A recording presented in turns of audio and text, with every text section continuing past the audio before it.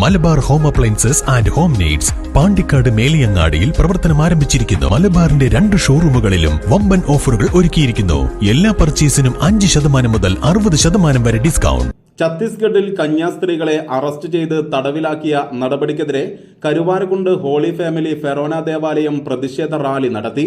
നിരവധി ആളുകൾ പങ്കെടുത്ത റാലി ഇടവക വികാരി ഫാദർ ഫ്രാൻസിസ് വെള്ളമാക്കൻ ഉദ്ഘാടനം ചെയ്തു.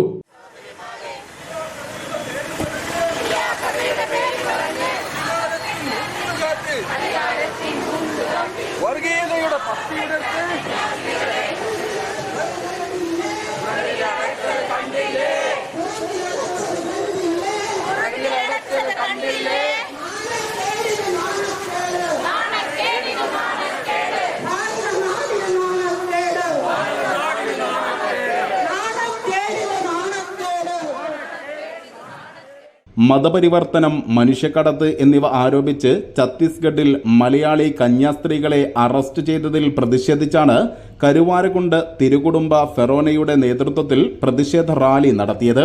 തിരുകുടുംബ ഫെറോന പള്ളിയങ്കണത്തിൽ നിന്നും ആരംഭിച്ച റാലി കരുവാരക്കുണ്ട് ടൗൺ ചുറ്റി കുരിശുപള്ളി ജംഗ്ഷനിലെത്തി അവിടെ നിന്നും കിഴക്കേതല ബസ് സ്റ്റാൻഡിൽ സമാപിച്ചു. വൈദികരും കന്യാസ്ത്രീകളും അൽമായരുമടക്കം 100 കണക്കിന് ആളുകൾ റാലിയിൽ പങ്കെടുത്തു. തുടർന്ന് നടന്ന പ്രതിഷേധ യോഗത്തിൽ ഫാദർ മനോജ് വല്ലാട്ട് മുഖ്യപ്രഭാഷണം നടത്തി.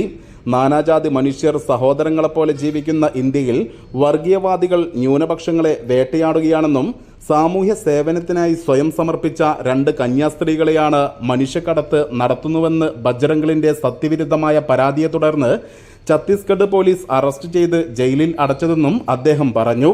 ഫെറോന വികാരി father Francis Vellamakkal, father Manoj Kochumuriyil, father Arun Chirathalakkal, father Joyce Peedikayil, father Nirmal Pulayamparambil, Tins Mattappillil, deacon Rejohn തുടങ്ങിയവർ നേതൃത്വം നൽകി. News bureau, Karuvarakundu.